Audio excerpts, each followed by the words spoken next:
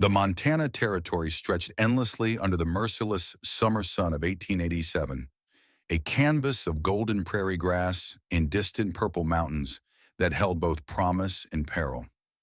Mason Reed felt the weight of both as his weary mare kicked up clouds of dust on the outskirts of Silver Creek. 5 years behind iron bars had taught him that second chances were as rare as rain in August. Yet here he was, seeking exactly that. The town materialized like a mirage. Weathered storefronts, crooked hitching posts, and wooden sidewalks that creaked beneath the weight of civilization. Mason's prison-issued clothes hung loose on his once powerful frame. 5 years of jail food had whittled him down to sinew and bone, though his shoulders still carried the bread of a man who'd spent his youth breaking horses and building corrals. A thick beard covered the lower half of his face, hiding the scar that ran from his left ear to his jaw, a permanent reminder of that fateful night in Tombstone. The saloon doors swung open as he approached, and conversation died like a candle in a windstorm. Every face turned toward him, eyes narrowing with recognition and suspicion. "We heard you was getting out," said Tom Murphy, the saloon keeper, his voice carrying the weight of judgment. "Didn't think you'd have the brass to show your face in decent company again?" Mason removed his hat, running fingers through dark hair streaked prematurely with gray. "Just looking for honest work, Mr. Murphy. Nothing more." A bitter laugh erupted from the corner table where three local ranchers nursed their whiskey. "Honest work," scoffed Wallace Evans, a portly man with a mustache stained yellow from tobacco. "That's rich coming from a killer." The word hung in the air like smoke from a branding iron. Mason felt every eye measuring him, weighing his worth against his past. "I paid my debt to society," Mason said quietly. 5 years in Yuma Territorial Prison. I'm not looking for trouble." "Trouble's got a way of finding men like you," Evans replied, hand resting near his Colt 45. "Maybe you should keep riding, Reed. Find yourself a town that don't know your reputation." By late afternoon, Mason's stomach growled with hunger, and his mare nickered softly, equally tired and dispirited. Every establishment had closed its doors to him. As the sun began its descent toward the western mountains, painting the sky in shades of amber and rose, Mason contemplated whether to make camp under the stars or push on to the next settlement. That's when he saw her. Eleanor Wright stood beside a weathered buckboard wagon, arguing with Harrison Blake, the town's banker. Even from a distance, Mason could see the tension in her posture, the way her hands clenched at her sides as Blake gestured with exaggerated patience. She was perhaps 30 years old, with auburn hair pinned back beneath a simple bonnet and a calico dress that had seen better days, but was clean and mended with care. "Mrs. Wright, you must understand the bank's position," Blake was saying as Mason drew closer. "Your husband's debts didn't die with him. The mortgage on your ranch comes due in 6 months, and frankly, I don't see how you'll manage the payment." "I'll manage," Eleanor replied, her voice carrying the steel that frontier women learned early or didn't survive long. "The cattle are healthy, and with the right help, I can drive them to market before winter." Blake chuckled, a sound devoid of warmth. "My dear woman, you have perhaps 24 head in pasture that's been overgrazed for years. Your late husband, God rest his soul, was many things, but a rancher wasn't one of them. Perhaps it's time to consider my offer for the land." "Fair market value? You offered me half what the land's worth, Mr. Blake, and we both know it." A boy of perhaps 8 years emerged from behind the wagon, dark hair tousled and overalls too big for his slight frame. He clutched a wooden toy horse and looked between his mother and the banker, with the wide-eyed understanding of a child who'd learned too young that the world wasn't always kind. "Mama," the boy said softly. "It's all right, Jacob," Eleanor said, placing a protective hand on his shoulder. Mr. Blake was just leaving. Blake straightened his vest and smiled coldly. "Think about my offer, Mrs. Wright. Winter's coming, and a woman alone with a child, well, the frontier can be unforgiving to those without the means to survive. As Blake climbed into his polished carriage and drove away, Mason found himself walking toward the woman and child. Every instinct told him to keep riding, to avoid complications. But something in her defiant stance reminded him of his own mother's strength in the face of adversity. "Ma'am," he said, touching the brim of his hat, "couldn't help overhearing. I'm looking for work if you're hiring."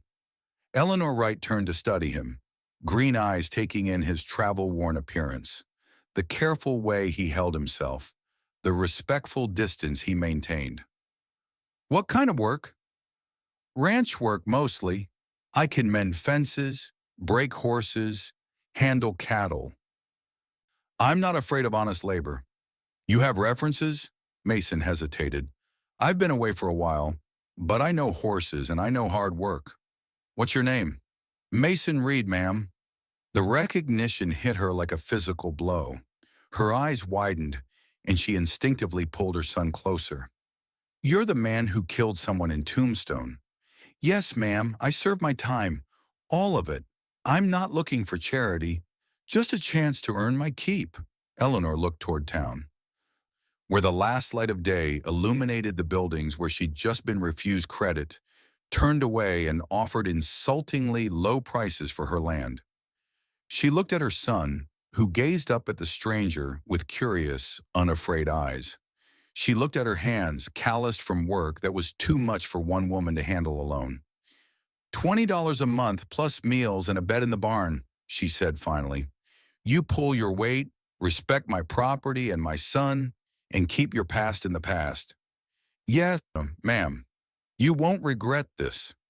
"I hope not, Mr. Reed. Lord knows I can't afford to regret much more." The Wright Ranch sat in a valley 15 miles south of Silver Creek, surrounded by rolling hills dotted with scrub oak and ponderosa pine. The house was small but well built, with a covered porch and windows that caught the morning light. The barn needed repairs, the corral required rebuilding, and the pastures showed signs of overgrazing. But Mason could see the bones of a good operation beneath years of neglect. Jacob Wright proved to be a shadow from the first morning, following Mason around the property with endless questions and an enthusiasm that reminded the ex-convict of his own childhood. "Why do horses sleep standing up?" Jacob asked as Mason repaired a section of corral fencing. "They don't always," Mason replied, driving a nail with practiced precision. "But they can rest their muscles by locking their legs. Helps them run if there's danger." The boy considered this with the seriousness of youth. "Are you dangerous?" Mason set down his hammer and looked at the child. "I was once. I did something bad and I paid for it, but I don't want to be dangerous anymore. Mama says everyone deserves a second chance. Your mama's a wise woman." A thunderstorm rolled in one September evening, trapping Mason and Eleanor in the barn while they checked on the mare about to foal. Jacob had fallen asleep in a pile of hay, and they found themselves alone in the golden lantern light, the rain drumming on the roof like distant hoofbeats. "Mason," Eleanor said softly. He turned at the sound of his name on her lips. She was standing close enough that he could smell the lavender soap she used, see the flecks of gold in her green eyes. "That night in Tombstone, what really happened?" Mason set down the brush he'd been using, his jaw tightening.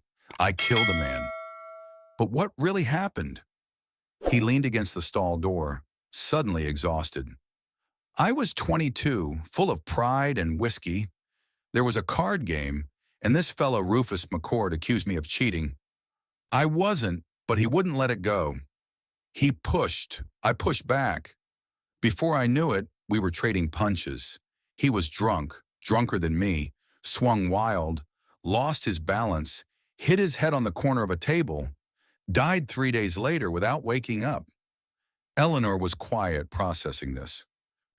"You didn't mean to kill him.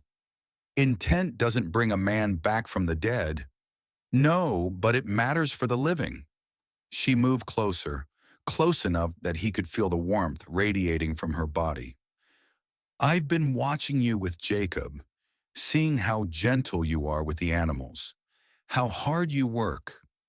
That's not the behavior of a cold-blooded killer.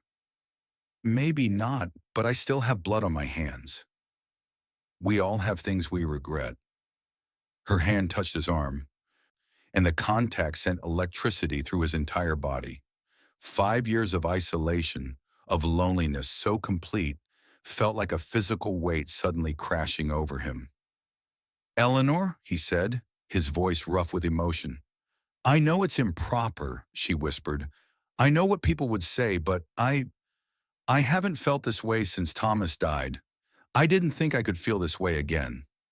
They were inches apart now, her face tilted up toward his. The air between them crackled with tension and longing.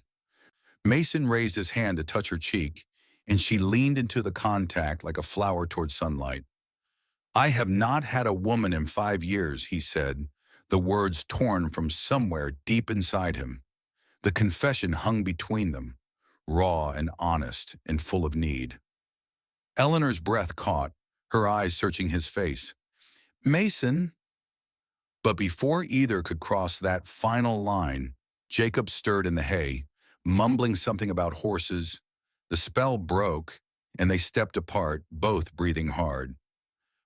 "I should, we should get inside," Eleanor said, not meeting his eyes. "Yes, ma'am."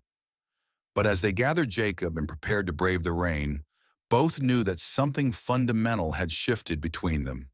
The careful distance they'd maintained was crumbling, replaced by something dangerous and wonderful and terrifying.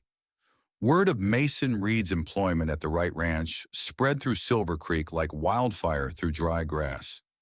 By the time Eleanor made her weekly trip to town for supplies, the whispers followed her down every street. "The Wright woman's taken leave of her senses," Pearl Sutton said loudly enough for half the general store to hear, "letting a convicted killer around her boy." "Poor little Jacob," added Minerva Calloway, shaking her head with theatrical concern.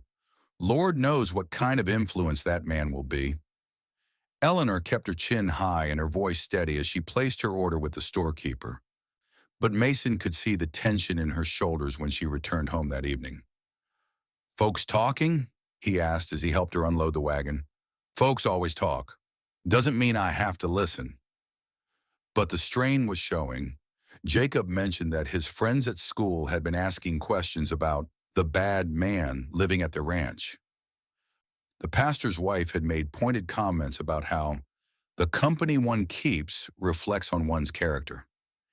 Even the mail carrier seemed reluctant to linger for the usual pleasantries. The pressure came to a head on a cold October morning when Sheriff Sophia Landry rode out to the ranch. She was a formidable woman in her 50s, one of the few female lawmen in the territory, with steel gray hair and eyes to match.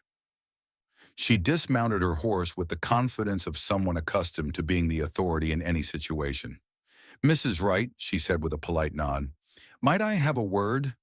Eleanor emerged from the house, wiping her hands on her apron. Jacob peeked out from behind her skirts, and Mason appeared from the barn, his hands full of tack that needed mending. "Sheriff Landry, what brings you out here?" "Concerns from some of the townspeople about your hired help." The sheriff's gaze fixed on Mason. "Reed, Sheriff, folks are worried about having a man with your history so close to decent families. There's been talk." "What kind of talk?" Eleanor asked, stepping slightly in front of Jacob. "The kind that suggests maybe Silver Creek isn't the right place for a man with blood on his hands to start over." Mason set down the tack and moved closer, but kept his hands visible and his voice calm. "I've done nothing wrong, Sheriff. I work hard, keep to myself, and respect Mrs. Wright's property." "That may be true, but your presence makes people nervous. Nervous people sometimes do foolish things." "Are you threatening us, Sheriff?" Eleanor's voice carried a dangerous edge. "I'm trying to prevent trouble, Mrs. Wright. There's a difference. The only trouble I see is people judging a man for mistakes he's already paid for." Sheriff Landry studied them both for a long moment. "You sure about this, Eleanor?" You're putting your reputation and your boy's safety on the line for a man you barely know. I know him well enough. Do you? Do you know he spent time in the prison library? That he helped other inmates file appeals and legal documents? Some folks might wonder what a killer needs with law books. The implication hung in the air like smoke. Mason felt a familiar heat rise in his chest, but years of hard-learned discipline kept his voice steady. I learned to read law because I wanted to understand what happened to me, he said. Knowledge doesn't make a man dangerous, Sheriff. Ignorance does. Pretty words from a man who settled his last disagreement with violence. That was a long time ago. I'm not the same man I was. We'll see about that. As the sheriff rode away, Eleanor turned to Mason, her face troubled. Is it true about the law books? Yes, ma'am. I spent 5 years reading everything I could get my hands on. Legal texts, case studies, territorial statutes, helped other inmates understand their rights, file proper appeals. Why? Mason looked out at the horizon where storm clouds were gathering. Because I learned that the world doesn't often give second chances to men like me. If I was going to survive, I needed to be smarter than I was before. That evening, as they sat on the porch watching the approaching storm, Jacob asked the question that had been weighing on all their minds. Are you going to leave us, Mr. Mason? The boy's innocent words hit Mason harder than any of the sheriff's veiled threats. He looked at Jacob's upturned face, at Eleanor's carefully neutral expression, and felt the weight of responsibility settling on his shoulders. Do you want me to leave? No, Jacob said immediately. Jacob, Eleanor said gently, Mr. Mason might have to make some difficult decisions. He belongs here with us, the child insisted with unwavering certainty. Mason reached out and ruffled Jacob's hair. I'm not going anywhere, boy, not unless your mama asks me to. Eleanor met his eyes over Jacob's head, and he saw something there that made his chest tight. Not fear or doubt, but determination. Then I guess you're staying, she said quietly. But even as they spoke the words, all three knew that forces beyond their control were gathering like the storm clouds on the horizon. The banker's interest in the ranch, the town's hostility, and the sheriff's warnings were combining into a perfect storm that would test every bond they'd built. Harrison Blake arrived at the ranch 3 days later, accompanied by Wallace Evans and 2 other men from town. They found Mason mending harness in the barn while Jacob helped sort tools. Reed, Blake called out. Might we have a word? Jacob, Mason said quietly. Go find your mama. The boy sensed trouble and scampered toward the house. Mason set down his work and faced the 4 men, noting the way they'd positioned themselves to block the barn entrance. Gentlemen, what can I do for you? You can saddle your horse and ride out, Evans said bluntly. Today. I've got a job here, and I aim to keep it. Mrs. Wright's made some poor decisions lately, Blake said smoothly. We're here to help her see reason. What kind of reason? The kind that recognizes a convicted killer has no place around decent women and children. Mason felt the familiar heat rising in his chest. But prison had taught him to control his temper. I've done nothing wrong here. Haven't you? Evan stepped closer. Living under the same roof as a vulnerable widow, working alone with her day after day. Some might call that taking advantage. You'd be wrong. Would we? A man like you, fresh out of prison, probably desperate for companionship. And there's poor Eleanor, isolated out here, grateful for any help. Easy prey for someone without scruples. The implication was clear, and it took every ounce of Mason's self-control not to plant his fist in Evans's sneering face. You're out of line. Am I? Or are you exactly what everyone says? A violent man who takes what he wants and damn the consequences? That's enough. Eleanor's voice cut across the tension like a blade. She stood in the barn entrance, Jacob beside her, her face set in lines of cold fury. You gentlemen are trespassing on my property. Eleanor, Blake said with false concern. We're only thinking of your welfare. This man's reputation is none of your concern. Mr. Reed is my employee, hired to help run this ranch. What business is that of yours? It becomes our business when it affects the moral character of our community.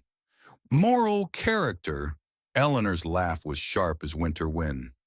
That's rich coming from you, Mr. Blake. Something flickered in the banker's eyes. Wariness, perhaps, or calculation. I'm not sure what you're implying. I'm not implying anything. I'm stating plainly that you gentlemen need to leave my property immediately. Evans's hand moved to his gun. Maybe we should have a talk with the boy. Find out what kind of influence this killer's been having on him. The threat to Jacob was too much. Mason stepped forward, his hands clenched into fists, 5 years of careful control finally cracking. Touch that boy and I'll... You'll what? Evans smiled coldly. Show us the real Mason Reed, the one who kills men in saloon brawls? Mason. No. Eleanor's voice was sharp with alarm. He stopped, trembling with the effort of holding back. Evans' smile widened. That's what I thought. All that time in prison didn't change anything, did it? You're still the same violent animal you always were. Get off my land, Eleanor said, her voice deadly quiet. All of you. Now. As the men climbed back into their carriage, Blake leaned out the window. Think carefully about your choices, Mrs. Wright. Winter's coming, and the bank's patience isn't unlimited. You might find yourself needing friends in town. The confrontation left Mason shaken. That night he revealed to Eleanor what Blake had implied during their meeting. He's made it clear to me that his interest in your ranch isn't purely financial. What do you mean? He's told me on several occasions that if I were to entertain his company socially, the mortgage situation might become more flexible. A widow needs protection, he says. A man of standing in the community. The fury that rose in Mason was different from the hot anger of his youth. This was cold, calculated rage that 5 years of discipline had taught him to channel. That snake. I've refused him, of course, but now he's using legal pressure to force my hand. 3 days later, Mason was arrested. Sheriff Landry arrived with a warrant charging him with threatening a public official based on Thaddeus Clay's statement that Mason had made violent threats against him and Harrison Blake. That's ridiculous, Eleanor said, blocking the sheriff's path. He never threatened anyone. Maybe so, but I still have to bring him in. A judge will sort it out. Mason stepped forward, hands visible and empty. I'll come peacefully, Sheriff. But you know as well as I do that this is a setup. What I know and what I can prove are two different things. As the sheriff led him away in shackles, Mason caught Eleanor's eye. The legal books are in the barn, he said quietly. Territorial Statute 47B. Don't let them intimidate you. The jail in Silver Creek was a small, cramped affair with 2 cells and a stove that threw more smoke than heat. Mason sat on the narrow bunk, staring at the barred window that showed him slices of the town he'd hoped to make home. Hours passed before he had a visitor. Not Eleanor, as he'd hoped, but Harrison Blake himself. The banker pulled up a chair outside the cell, his expression one of satisfied smugness. Comfortable accommodations? Blake asked. What do you want? To make you an offer, a chance to avoid a very unpleasant trial and probable conviction. I'm listening. Leave Silver Creek tonight. Sheriff Landry will discover that the jail door was mysteriously left unlocked, and by morning you'll be just another drifter who moved on. Mrs. Wright will be free to make more practical decisions about her future. And if I refuse, then you'll stand trial for making terroristic threats. Given your history of violence, I doubt the jury will be sympathetic. 5 more years in Yuma, maybe 10, and while you're gone, Mrs. Wright will lose her ranch and find herself in need of a protector. The threat was clear, and Mason felt the familiar rage building in his chest. But prison had taught him patience, and he'd learned that sometimes the best weapon was the one your enemy didn't see coming. I need time to think. Of course, until midnight. After that, the offer expires. While Mason sat in his cell wrestling with impossible choices, Eleanor was conducting research of her own. The legal books he'd accumulated during his prison years were extensive, and as she read by lamplight in the barn, a picture began to emerge that made her hands shake with anger. The foreclosure wasn't just illegal, it was part of a pattern. Over the past 3 years, Blake had used similar tactics against at least 6 other property owners, always targeting widows, elderly landowners, or others he perceived as vulnerable. Each time, the land had been purchased at a fraction of its value by a company called Mountain Vista Holdings, a company she discovered, after more digging, that was owned by Harrison Blake himself. But it was the final document she found that made her gasp aloud. Hidden among Mason's papers was a newspaper clipping from Tombstone dated 5 years earlier. The headline read, "Local Man Dies in Saloon Altercation," but it was the smaller print that caught her attention. Rufus McCord, representative for land speculator Harrison Blake, succumbed to injuries. The ugly truth of their situation hit her like a physical blow. No matter what evidence she had, no matter how clear the law was, she would always be seen as a compromised witness, and Mason would always be seen as a killer. But as she stood to leave, Deputy Miller's voice stopped her. "Mrs. Wright, for what it's worth, I've been watching your boy at school. He's happier than I've seen him since his daddy died. And I've seen how careful Reed is around town, how he never looks for trouble. Maybe that's worth something." Maybe it was, but would it be enough? At 11:30 that night, the jail door did indeed swing open, but not because of any mysterious accident. Deputy Miller stood there with a ring of keys and a troubled expression. "You're free to go, Reed." Mason looked up from where he'd been sitting on the bunk, still wrestling with Blake's ultimatum. "What? Charges have been dropped. Seems there were some irregularities in the complaint filed against you." "What kind of irregularities?" "The kind that happen when a man's past catches up with him." Miller led him out of the jail and into the cold night air where Eleanor waited with their horses and Jacob bundled in blankets. "Mason," the boy called out, launching himself at the ex-convict. "They said you were a bad man, but Mama said they were wrong." "Your mama's usually right about these things," Mason said, lifting the boy and looking questioningly at Eleanor. "We need to get back to the ranch," and she said, "There's something you need to know." The ride home was cold and silent, with Jacob sleeping against Mason's chest and Eleanor's face set in grim lines. It wasn't until they were seated around the kitchen table, with hot coffee and the documents spread between them, that she told him what she'd discovered. Mason listened in stunned silence as she explained about McCord's real work, about the pattern of fraud, about Blake's connection to the man he'd killed 5 years ago. "He knew," Mason said finally. "All this time Blake knew that McCord was working for him. More than that, you didn't kill an innocent man, Mason. You killed a man who was helping Blake steal land from people just like us." The revelation should have felt like vindication, but instead Mason felt only a deep weariness. "It doesn't change anything. I still lost my temper. I still killed a man. But now we know why Blake was so interested in driving you away. You're not just a threat to his current scheme. You're a witness to his past crimes. What do we do with this information?" "We use it." The showdown came 3 days later, not in a courthouse but in the main street of Silver Creek. Word had spread about the documents Eleanor had discovered, and by noon, half the town had gathered to watch as Sheriff Landry finally returned from the territorial capital with federal marshals in tow. Harrison Blake stood on the steps of his bank, flanked by Wallace Evans and several other supporters, his face a mask of righteous indignation. "This is preposterous," he declared as the marshals approached. "I'm being accused of crimes based on the word of a convicted killer and a woman who's been living in sin with him." "Nobody's living in sin," Eleanor said clearly, her voice carrying across the crowd. But somebody's been stealing land, and it's time everyone knew the truth. What followed was a scene that would be talked about in Silver Creek for years to come. As the marshals read the charges against Blake, fraud, conspiracy, accessory to extortion, Deputy Miller produced ledgers and documents that had been seized from the banker's office.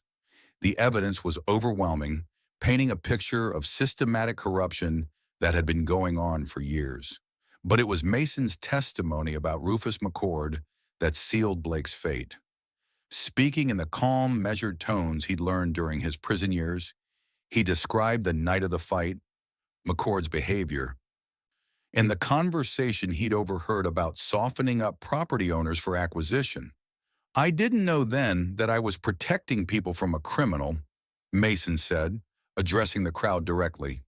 "I just knew that a man was threatening violence against innocent folks, and I couldn't walk away." "You killed him," Evans shouted from the crowd. "Yes, I did. And I've spent 5 years paying for that moment of anger. But if I had it to do over again, knowing what I know now, I'd try to do it differently. But I wouldn't let him hurt innocent people."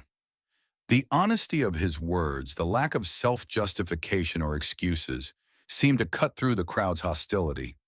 People who had crossed streets to avoid him began to nod in understanding. The tension shattered when one of Blake's men drew his gun. A shot rang out, and Mason threw himself in front of Eleanor and Jacob. The bullet grazed his shoulder, tearing through fabric and flesh, but he remained standing. Deputy Miller's gun barked once, and Blake's gunman dropped his weapon, clutching his arm. In the chaos that followed, Mason had a clear shot at the man who'd wounded him, but instead of drawing his own weapon, he tackled the shooter to the ground, subduing him without further bloodshed. The act of restraint, more than any words, showed the town the man he'd become.